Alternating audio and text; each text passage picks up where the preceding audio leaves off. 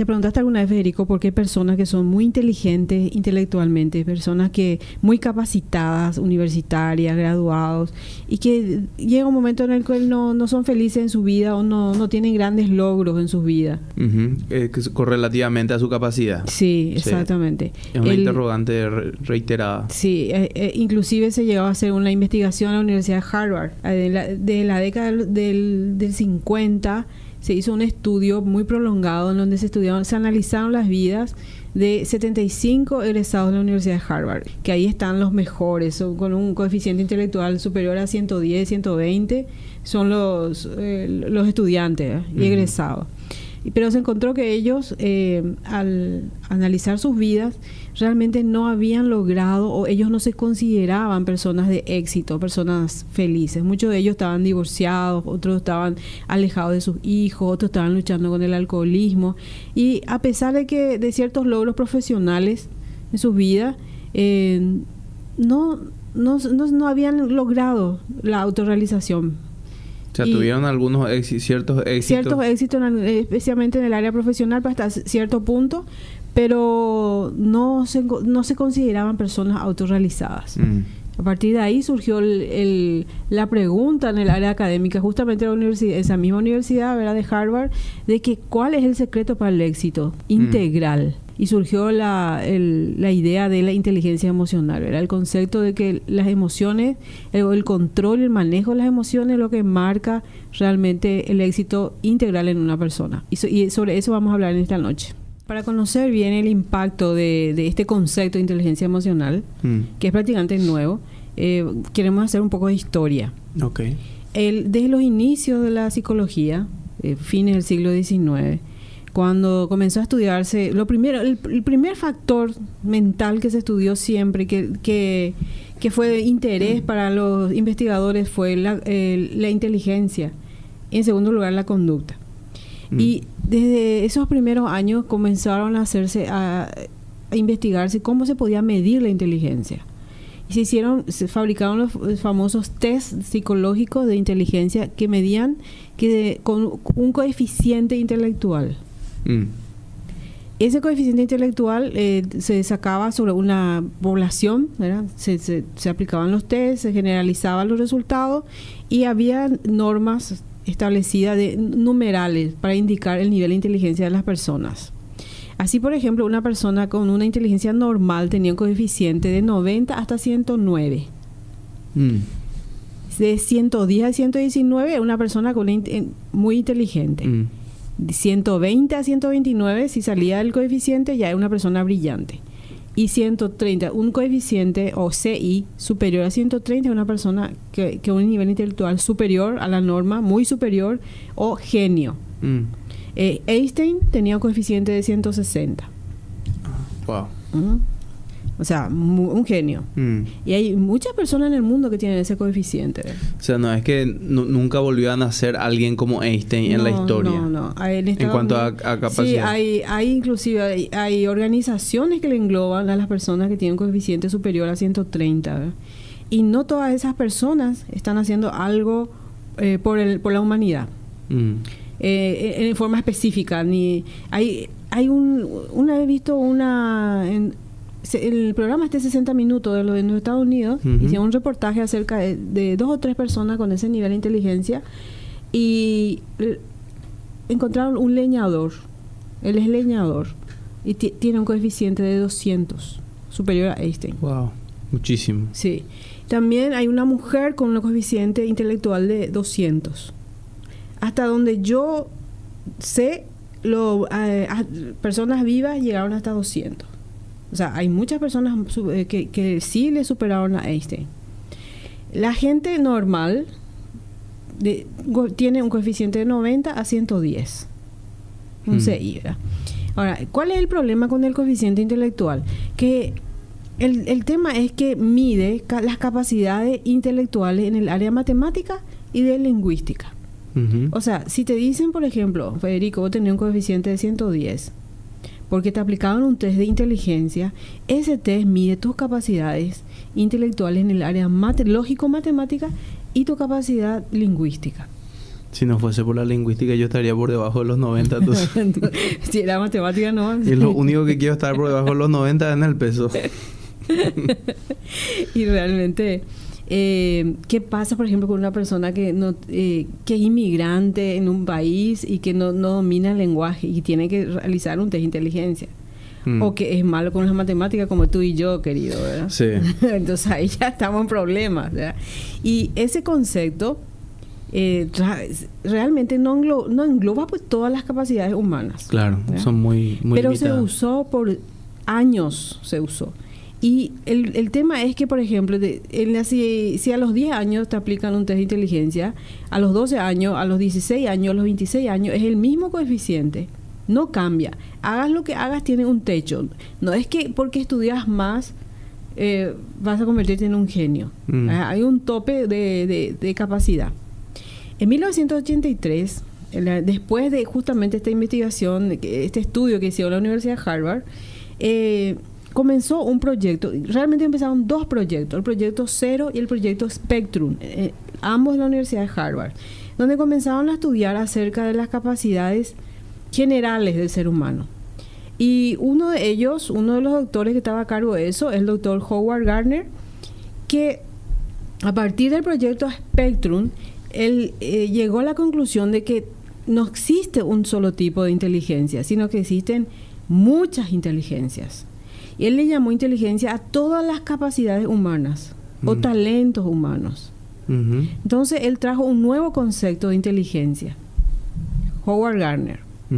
También en el proyecto Zero, que se realizaba también a la par en la Universidad de Harvard, él participaban los doctores Salovey, Meyer, el doctor Goleman, que comenzaron a analizar lo que había dicho justamente Howard Gardner de dos tipos de inteligencia. La inteligencia intrapersonal, que es la capacidad de conocerse a uno mismo y de manejar las propias emociones y de manejar la propia vida. Y la capacidad interpersonal, la capacidad de relacionarse positivamente con las otras personas. A partir de esa base, comenzaron a estudiar todo el tema de las emociones. Y de ahí surgió la teoría de la inteligencia emocional, de mano de los doctores Salovey y Meyer. Y Daniel Goleman fue el que escribió el bestseller, El Mediático, que tomó la teoría, lo escribió en un libro que no fue muy académico, estuvo en un lenguaje coloquial y llegó a todo el mundo, se convirtió en bestseller. Que justamente se llama el libro La inteligencia emocional. Lo planteó desde un punto de vista más pragmático, sí, menos académico. Menos académico, ¿verdad? Porque siempre también el problema con el conocimiento en general es que muchas investigaciones se hacen en todas las áreas de conocimiento. Pero ese conocimiento queda en las universidades o queda en el mundo académico. Y hay un abismo entre el mundo académico, entre lo que conoce el mundo académico, los grandes doctores, investigadores, y el resto de la población. Entonces ese conocimiento no se llega a aplicar. Claro. ¿Verdad? Pero Daniel Goleman tiene esa capacidad de hacerlo fácil, de hacerlo en un lenguaje fácil, por eso escribió varios bestsellers, ¿verdad? Era como lo que hacía Carl Sagan con la... Carl Sagan es otro, ¿sí? Carl Sagan lo que hizo... astrofísica y compañía. Exactamente, con la astrofísica. Carl Sagan fue el que hizo que todos tuviéramos conocimiento para maravillarnos del universo, ¿verdad? Sí. Cosa que siempre los científicos tuvieron, pero nunca llegó a la población general, ¿verdad? Bueno, a partir de entonces de 1990 comienza a utilizarse el término inteligencia emocional. Y la definición de inteligencia emocional es la capacidad de manejar las propias emociones y de relacionarse positivamente con los demás. Okay. Se le llama también a la medida, aunque Daniel Goleman dijo, no podemos medir porque las emociones humanas no se pueden medir con números. Igual se trató, aunque él no está de acuerdo con eso, y existe lo que se llama ahora test de inteligencia emocional, que mide un coeficiente emocional, que se le llama también coeficiente de éxito. Pero, viste que dijiste en un principio que en cuanto al CI, era irrelevante si vos te preparabas, no te preparabas, estudiabas más, tu CI se permanecía inmutable. Sí, sí. Este coeficiente de inteligencia emocional o factor de éxito, creo que dijiste que se llama... ¿También se comporta de la misma manera? No. La diferencia es que se hablan de habilidades. La inteligencia emocional es la capacidad de manejar las propias emociones y de relacionarse positivamente con los demás. Y el coeficiente de éxito es la capacidad de manejar las propias emociones y de relacionarse positivamente con los demás. en la inteligencia emocional se habla de habilidades que se adquieren con el aprendizaje. O sea, que podemos aprender a ser más inteligentes. Claro, porque al relacionar el tema con las emociones, está vinculado a la madurez. Sí. Y además, es un término ahora utilizado científicamente, inteligencia emocional, pero realmente es el antiguo término de sabiduría. Claro. Ya que en los antiguos libros de la Biblia ya habla de la sabiduría del hombre, el saber manejarse, saber controlarse a sí mismo, saber automotivarse y poder relacionarse bien como para liderar con éxito a las personas. Es que cuando escuchamos sabiduría, de repente tal vez por nuestra cultura de base griega pensamos que la sabiduría es meramente conocimiento. Conocimiento intelectual. Sí. Sí, la filosofía griega llama sabiduría más al conocimiento intelectual, ¿verdad? Sin embargo, la cultura hebrea que le dio el asiento a la Biblia, llama a la sabiduría a ese conocimiento práctico. Es la aplicación del conocimiento en la vida diaria. Es la sabiduría de una madre para criarle a su hijo, de un jefe para tratarle a sus empleados, de un empleado para poder trabajar bien. Esa es la sabiduría bíblica, la sabiduría hebrea, a diferencia de la sabiduría griega, que es meramente intelectual. Correcto. Es interesante que se suele decir, justamente Daniel Goleman dice que de esta inteligencia, de que fue el mundo empresarial lo que lo tomó.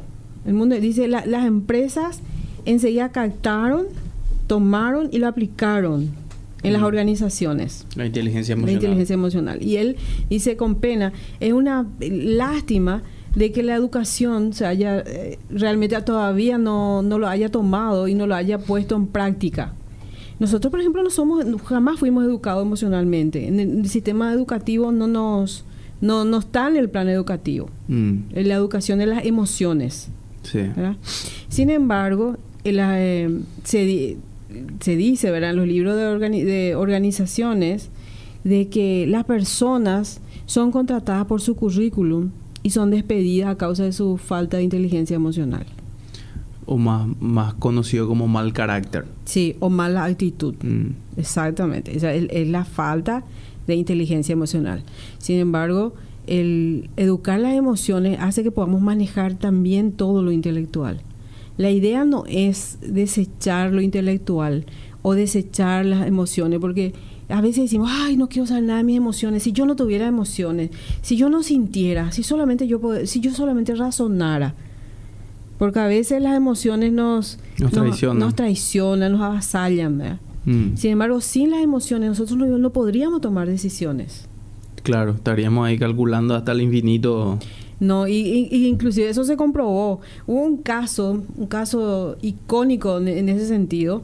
Un hombre llamado Elliot, que tuvo un tumor cerebral, le operaron del tumor, le quitaron el tumor, y ese tumor estaba en la zona del cerebro, cerca de la amígdala, que es la parte del cerebro que maneja las emociones, y afectó a la amígdala. Le quitaron. Él era abogado, un abogado exitoso. ¿Qué año más o menos fue esto? Eso fue aproximadamente en el año 1990. 1990. No, sí, 1990. 90, 85, 90, más o menos en esa época. Relativamente hace poco. Sí, hace poco. Entonces, Elio le quitan el tumor, se recupera bien físicamente, pero él de ese momento de la operación, él dejó de sentir emociones. Y fue el doctor Damasio, un neurocirujano, el que dijo qué es lo que pasa aquí. Dijo, él comenzó a estudiar a Elliot. Elliot no podía más tomar decisiones. De ser un abogado brillante antes de la operación, él era una persona que, por ejemplo, para elegir qué quería tomar, café con leche o café negro, él describía todas las ventajas del café con leche, todas las ventajas del café negro, todas las desventajas de ambos, y se quedaba en lo intelectual y no podía elegir. El tema era que ahí ellos dijeron, las emociones son las que le dan el toque final a la decisión, para tomar una decisión. Podemos nosotros razonar, hacer todo el razonamiento lógico, pero realmente es la emoción el que dice, esto elijo, después de haber analizado todo, ¿verdad? Y entonces la voluntad, la decisión, para eso es necesario el toque principal de ese sentimiento o de esa emoción. Sin eso no podemos decidir. Claro, es como que muchas veces nos guiamos por nuestra intuición, que también la intuición es algo como que se va desarrollando también. La intuición es parte de todo el proceso emocional. Es así como cuando tomamos, nos llevan como 3 segundos, llegar a una conclusión, sacamos una conclusión rápida de la personalidad, alguien que acaba de cruzar por la puerta que ni siquiera conocemos. Sí. Y de repente empezamos a tomar ya... posturas, ¿verdad? De lo que creemos que podría ser la actitud o el carácter de esa persona. Sí. Inteligencia emocional es la capacidad entonces de entender, controlar y modificar nuestras emociones para que podamos nosotros estar bien. Sí. Y podamos relacionarnos bien con las personas que nos rodean. ¿Sí? Entonces la inteligencia emocional no es sofocar nuestras emociones, no es aplastar nuestras emociones, no es quedarnos sin emociones, sino es la capacidad de dirigirlas y que podamos estar en equilibrio. Claro, es como educar nuestras emociones. Es una educación emocional, es un proceso. Claro, es como que todos nos enojamos en algún momento, ¿verdad? Pero no por eso vamos a tener arranques de ira. Los arranques de ira son cuando las emociones se desbordan, se descontrolan. Sí. Aristóteles, está lo que se llama el desafío de Aristóteles acerca de las emociones. Te voy a leer un poco, Federico. Okay. Esto escribió Aristóteles en su Ética Nicómaco. Dice, cualquiera puede enfadarse. Eso es algo muy sencillo. Pero enfadarse con la persona adecuada, en el grado exacto, en el momento oportuno, con el propósito justo y del modo correcto, eso ciertamente no resulta tan sencillo. Porque muchas veces nosotros estamos enojados con una persona y, como se dice, rematamos por otra. Por la persona que está más cerca nuestro, ¿verdad? Sí. A veces o nos enojamos exageradamente por algo que no debía haber pasado, de a lo mejor un pequeño reproche, y rompemos la olla, tiramos la olla por su cabeza, hacemos algo más. ¿Tenés anécdota muy particular? Bueno, ¿cómo debería ser una persona emocionalmente inteligente? ¿Cómo debería ser? Primero, reconoce sus propios sentimientos y emociones. Es capaz de identificar lo que está sintiendo. Es capaz de expresar sus sentimientos y emociones. Tiene empatía, o sea, tiene la capacidad de ponerse en el lugar de la otra persona. Es capaz de tomar decisiones adecuadas. Se automotiva, o sea, que por más que iba y paro el aporte, no necesita que otra persona le motive, sino que se automotiva para seguir adelante. ¿Por qué? Porque también tiene metas claras. Sabe hacia dónde va, ¿verdad? Porque se conoce a sí mismo. Entonces sabe que hay todo un proceso de llegar a su meta y sabe también que no todos le van a entender. Por lo tanto, no se desanima. O cuando se desanima, se levanta enseguida. Se sacude el polvo y sigue caminando. Se acepta y se ama a sí mismo. Ama a los demás. Porque como se conoce a sí mismo, conoce sus limitaciones, conoce su fortaleza, también le conoce a los demás. Sabe que los demás también son como él, que falla, que tiene errores, que tiene virtudes. Se podría decir entonces que cuanto mejor nos conozcamos a nosotros mismos, mejor vamos a entenderla a la gente también. Así mismo. O sea, la inteligencia intrapersonal está directamente ligada a la inteligencia interpersonal. Realmente no puede haber inteligencia interpersonal sin la intrapersonal. Está conectado. Primero tenemos que nosotros conocernos, autoevaluarnos, aceptarnos, amarnos a nosotros mismos para poder amar al otro. Básicamente, amarás a tu prójimo como a ti mismo. O sea, en el mismo nivel que te amas a vos mismo, le vas a amar al prójimo. En el mismo nivel que no te amas a vos mismo, también vas a tener problemas con el prójimo. Sí. Básicamente es eso, ¿verdad? Entonces, en esencia, ¿verdad? Las emociones son algo que tenemos que cuidar, tenemos que educar y tenemos que saber cómo integrar con la parte intelectual en nuestra mente. Porque dice Daniel Goleman que es como si fuera que nosotros tenemos dos mentes, una que piensa y otra que siente, una que calcula y otra que intuye, una que razona y otra que impulsa. Y la idea ya desde la antigüedad era que estas dos mentes se oponen y son como enemigas, que las emociones son enemigas de la razón y que por lo tanto se les tiene que sofocar a las emociones. Pero realmente no, la inteligencia emocional no habla de sofocar las emociones, sino que ambas puedan integrarse y trabajar en forma equilibrada. Va en contra del concepto antiguo y de la mala interpretación de los antiguos de que las emociones en sí son malas para el ser humano.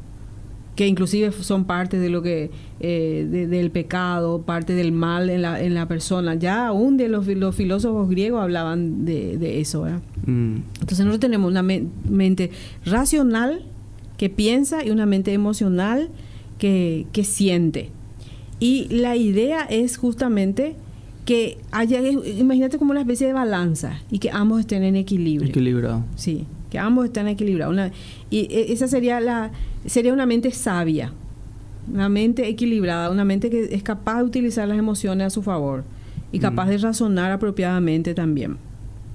Y como normalmente no tenemos así, porque no fuimos educados así hasta ahora, ¿verdad? Y solamente en colegios, instituciones de primer mundo se está empezando recién a utilizar todos programas de educación emocional. Tenemos que en cualquier época, y esa es la ventaja, en cualquier época de nuestra vida comenzar a aprender a educar nuestras emociones. Sí, nunca es tarde. Sí, a reprogramar nuestra mente para encontrar ese equilibrio. Y esa reprogramación mental logramos empezando por las ideas que tenemos en la cabeza, lo que pensamos. Porque lo que pensamos nos lleva a sentir. Claro, es un proceso orgánico, natural. Sí, claro. Imagínate en el tránsito. Tránsito muy cargado, ¿verdad? Y viene alguien y se te adelanta y casi te choca. ¿Qué es lo primero que vas a pensar? Pobrecito, va a estar apurado. No tengo que enojarme. No creo, Federico, que piensa así. ¿No? Josema tampoco va a pensar eso. No sé. Vamos a pensar, ¿qué es ese? ¿Qué es lo que viene? Ese más. Seguimos en el horario de protección al menor.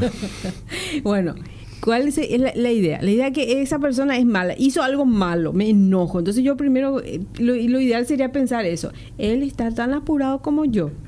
Sí, hay pocos que piensan así como vos, ¿verdad? Claro. Que sean tan maduros, tan equilibrados emocionalmente. Habemos pocos maduros. Habemos pocos.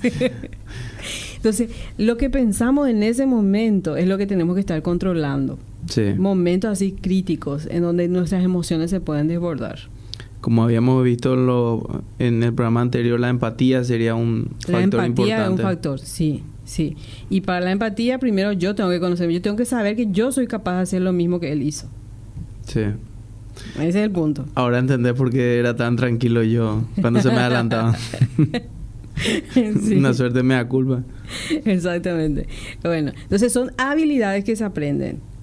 Que se aprenden. O sea, hay formas, maneras, estrategias de aprender las habilidades. Y la según Daniel Goleman, son 5 habilidades principales de la inteligencia emocional. 3 tienen que ver con uno mismo, con la inteligencia intrapersonal. Es la autoconciencia, autorregulación y la automotivación. Autoconciencia, el saber exactamente lo que yo soy, lo que pienso, conocerme a mí mismo. La autorregulación es la capacidad de dominarme a mí mismo. La capacidad de dominarme a mí mismo. La capacidad de controlarme, de manejar mis emociones. Hay un proverbio que dice que es mejor dominarse a uno mismo que dominar una ciudad.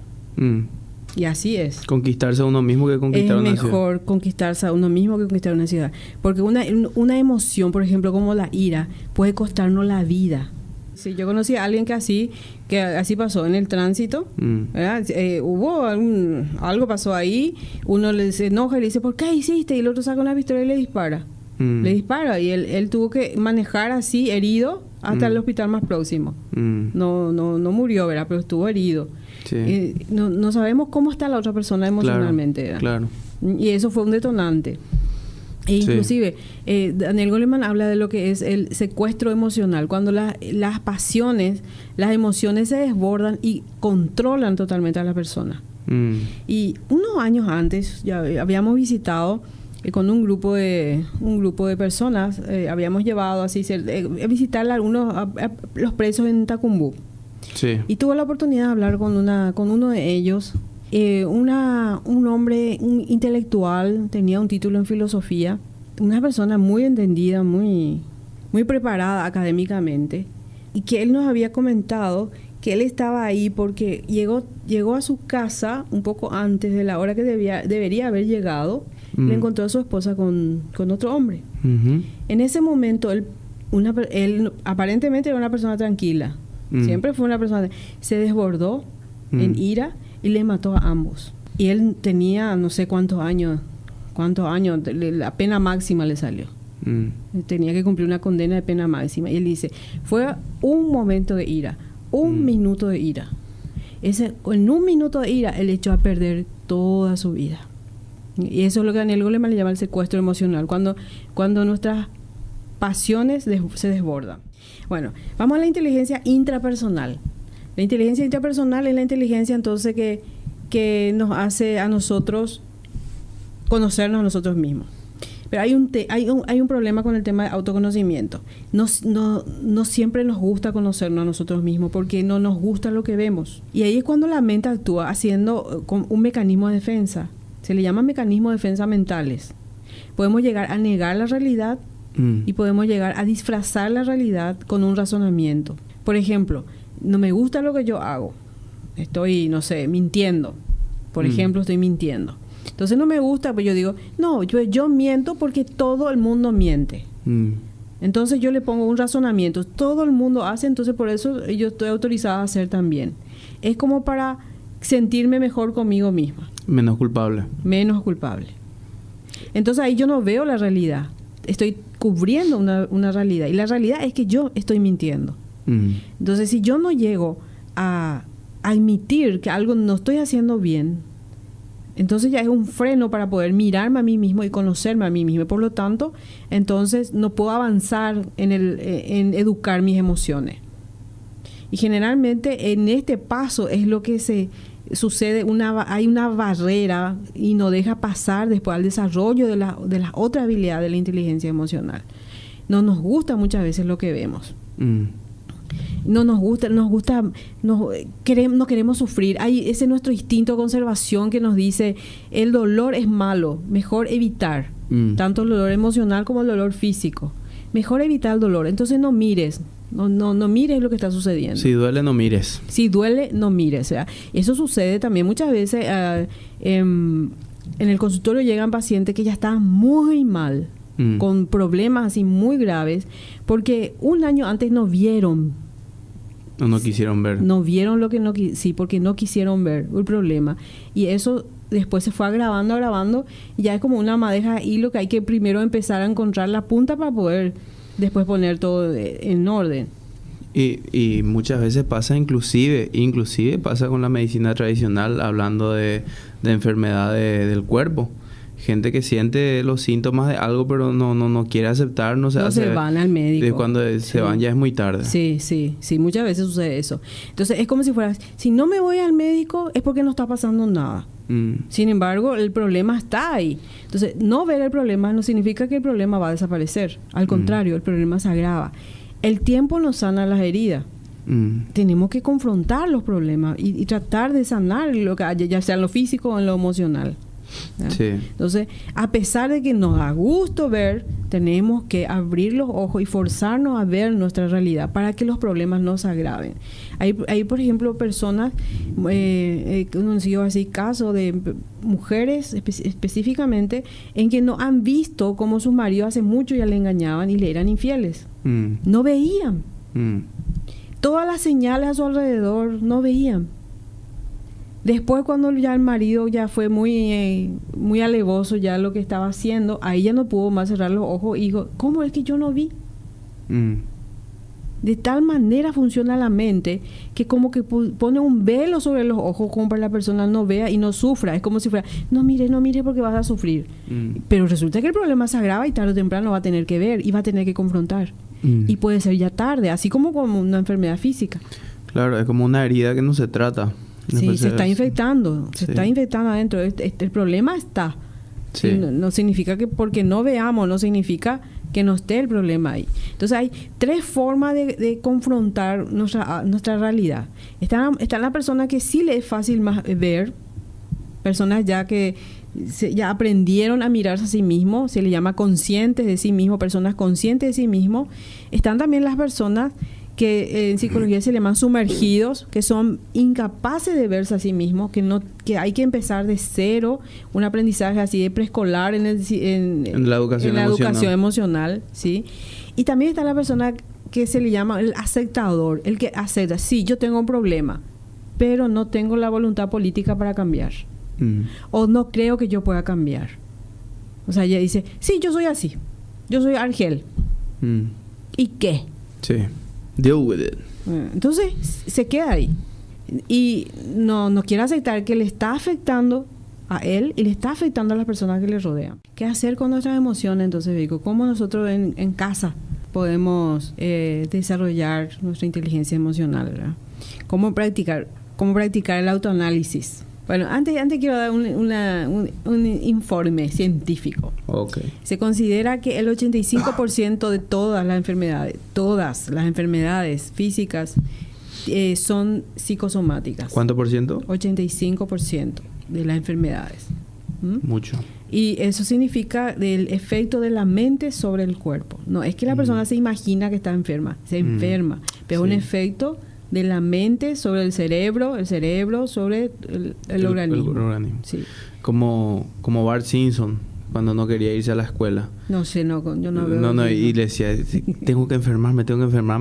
Y hacía la cámara entraba dentro de su mente. Decía, el jefe quiere enfermarse, necesita enfermarse. Entonces se enfermaba y no se iba a la escuela. Bueno, eso ya es autosugestión. Otro tema. La somatización es simplemente el efecto. No es que la persona quiere enfermarse. La persona se enferma inconscientemente. Tampoco es. No es que es un deseo inconsciente tampoco. Este es el momento en el cual tengo que dejar de hablar y callarme. Sí, por favor. Sí. No la acierto una. Que la mente que produce un efecto de alerta sobre el cerebro. El cerebro comienza a lanzar hormonas de más, líquidos de más. Hay un desequilibrio químico, ¿verdad? Entonces ahí comienza un desequilibrio de los líquidos que utiliza el organismo para estar en equilibrio y se enferma. Y el estrés, por ejemplo, ¿verdad? Un exceso de adrenalina, pasar por un estrés prolongado, que todos los días un organismo tenga un exceso de cantidad de esa hormona, la adrenalina, ¿qué es lo que hace? Hace que el corazón lata más rápido, que la sangre circule más rápido, que suba la presión arterial, que la sangre esté golpeando constantemente las paredes de las venas, los capilares, las arterias, que produce un ACV, puede producir un ACV, o sea, un derrame cerebral que le llamamos, ¿verdad? Llega un momento en que eso, como una manguera, se rompe. Sí. Entonces, no es que la persona quiera, es el efecto del estrés en ella. Y en este tiempo que vivimos muy aceleradamente. Las mayores enfermedades emocionales son la ansiedad y la depresión. Y ambos mueven muchas hormonas de la felicidad, hormonas de la tristeza, y producen entonces cambios químicos en el organismo. ¿Sí? Y por supuesto las personas se enferman, ¿no? Claro. Es como la plaga del siglo XXI se considera la depresión. ¿Y qué podemos hacer nosotros a nivel casero? A nivel casero, primero, quitarnos también el mito de que tenemos que nosotros explotar para desahogarnos, porque ya escuché mucho eso de que tenemos que... Si yo me callo, yo yo no me puedo aguantar. Y yo tengo que explotar, yo tengo que decir todo lo que pienso. Eso viene allá de la teoría psicoanalítica de Sigmund Freud, de la catarsis durante la psicoterapia. Que la catarsis, que es la purga, la limpieza de las emociones, el descargar todo lo que uno siente, pero dentro de la situación de psicoterapia. No es que yo en la calle con mi marido, con mi esposa, con mi hijo voy a agarrar, no puedo callarme, tengo que decir lo que pienso. Durante la psicoterapia puedes descargarte porque el psicoanalista te está cobrando. Yo sí soy tu vecino. Él está capacitado para manejar esa situación, ¿verdad? Claro. Yo como tu vecino no tengo nada que ver. No, ni como esposo, ni como esposa, ni como hijo, no. Sí. No. Además se encontró que es una falacia eso de que la catarsis te hace bien. La persona inclusive aumenta su ira después de haber explotado en ira. No es que la apacigua. Sí. sino que aumenta, porque a medida que va diciendo, hablando y diciendo las cosas negativas, entonces la mente, eso está programando su mente para enojarse más. Es como tratar de saciar la sed con agua de mar. Sí, así mismo. Entonces, ¿qué podemos hacer? Tenemos pues, todo en casa tenemos agenda, la agenda que nos regalaron. A veces hay 2, 3 agendas viejas que podemos utilizar. Podemos utilizar la agenda de nuestra agenda que se le regaló a nuestra hija de Barbie o cualquier cuaderno podemos utilizar para eso, ¿verdad? Pero sería bueno rescatar el tema de llevar un diario. Llevar un diario, escribir. Quiere que use yo una agenda de Barbie donde cuento todos mis secretos más íntimos. Exactamente. Bueno, esconder, enterrar si no querés que se vea, pero escribir es terapéutico. Escribir es terapéutico. Y algo que, por ejemplo, si nosotros, por ejemplo, sabemos que tenemos problemas de determinada área, ya que tenemos el problema de ira, por ejemplo, ya que estamos hablando de eso, hay 5 preguntas que podemos hacernos para poder estar conscientes de qué sucede en el momento de la ira. La primera pregunta, ¿qué pasó? Y describimos el evento, la situación que nos provocó ira. Sí. ¿Qué pasó? Describimos entonces la situación. Trata de ser lo más objetivo posible. Sí. Segunda pregunta, ¿qué pensé sobre eso? ¿Qué pensé? ¿Qué ideas me vinieron a la mente en ese momento? ¿Qué ideas? Tercera pregunta, ¿cómo me sentí? ¿Por qué me sentí así? ¿Me sentí amenazado? ¿Me sentí traicionado? ¿Cómo me sentí? Después, ¿cómo actué? ¿Rompí la silla? ¿Rompí la cabeza a alguien? ¿Qué rompí? ¿Qué hice? Fui a parar a la comisaría. ¿Cómo actué? Exactamente. Y a partir de ese autodescubrimiento, entonces, ¿qué ideas yo necesito cambiar? ¿Cómo deberé sentir yo en una situación si esa situación se repite? ¿Cómo yo voy a actuar en la próxima situación? Porque si yo primero hago en mi mente, yo visualizo cómo yo voy a actuar en una situación futura, entonces voy volviendo a enseñarle a mi mente, a mi cerebro, estoy programando, a mis emociones para que puedan actuar en forma adecuada la próxima vez. Pero por escrito lo hago. La próxima vez, si vuelvo a fallar, lo vuelvo a escribir y es una reprogramación. A lo mejor 30 años, 20 años, 40, 50, 60 años, mi mente estuvo mal programada. Yo tengo que reprogramar eso para que comience a actuar en forma positiva. Para que deje de causarme daño a mí mismo y deje de causarle daño a los demás. ¿Podemos hacer un recuento entonces? Entonces, inteligencia emocional es conocernos a nosotros mismos, autoevaluarnos, aceptarnos y controlar nuestras emociones. Tratar de lograr un equilibrio entre lo que pensamos y lo que sentimos. Esa es la inteligencia emocional. La inteligencia emocional tiene más valor que la inteligencia intelectual. Porque aunque yo tenga un bajo nivel intelectual, si yo tengo inteligencia emocional, ese mi cociente de éxito me va a empujar hacia adelante. Sí. Me va a hacer perseverar. Voy a estar motivado. Voy a salir adelante, voy a vencer los obstáculos, voy a dominar mis emociones y me va a hacer llegar a mi meta. A lo mejor me va a costar más que aquel que tiene un coeficiente intelectual de 120, 130. Pero si yo tengo la perseverancia y la motivación, conozco mis metas, soy inteligente emocionalmente, puedo llegar a tener más éxito que aquella persona que es inteligente intelectualmente.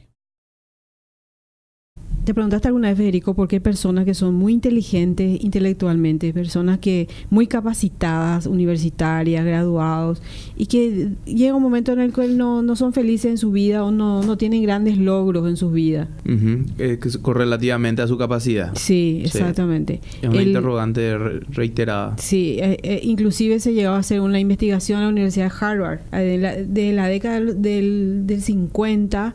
se hizo un estudio muy prolongado en donde se analizaron las vidas de 75 egresados de la Universidad de Harvard, que ahí están los mejores, con un coeficiente intelectual superior a 110, 120, son los estudiantes y egresados.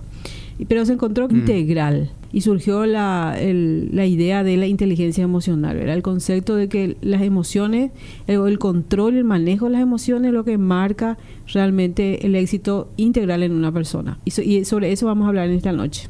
Para conocer bien el impacto de este concepto de inteligencia emocional, que es prácticamente nuevo, queremos hacer un poco de historia.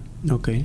Desde los inicios de la psicología, fines del siglo XIX, cuando comenzó a estudiarse, el primer factor mental que se estudió siempre, que fue de interés para los investigadores, fue la inteligencia. Y en segundo lugar, la conducta. Y desde esos primeros años comenzaron a hacerse que ellos, al analizar sus vidas, realmente no habían logrado, o ellos no se consideraban personas de éxito, personas felices. Muchos de ellos estaban divorciados, otros estaban alejados de sus hijos, otros estaban luchando con el alcoholismo. Y a pesar de ciertos logros profesionales en sus vidas, no habían logrado la autorrealización. O sea, tuvieron algunos ciertos éxitos. Ciertos éxitos, especialmente en el área profesional, hasta cierto punto, pero no se consideraban personas autorrealizadas. A partir de ahí surgió la pregunta en el área académica, justamente en la universidad, esa misma universidad, ¿verdad?, de Harvard, de que ¿cuál es el secreto para el éxito? Y 130, un coeficiente o CI superior a 130 es una persona que un nivel intelectual superior a la norma, muy superior, o genio. Einstein tenía un coeficiente de 160. Wow. O sea, un genio. Y hay muchas personas en el mundo que tienen ese coeficiente.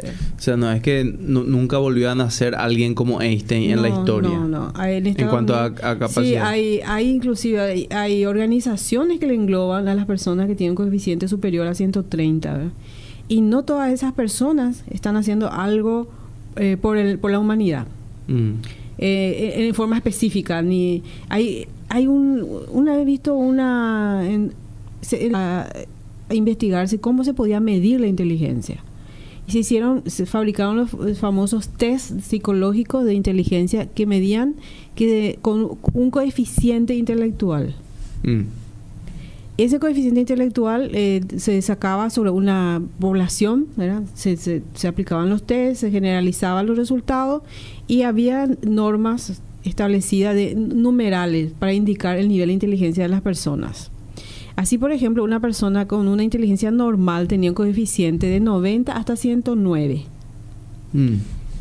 De 110 a 119, una persona muy inteligente. De 120 a 129, si salía del coeficiente, ya era una persona brillante.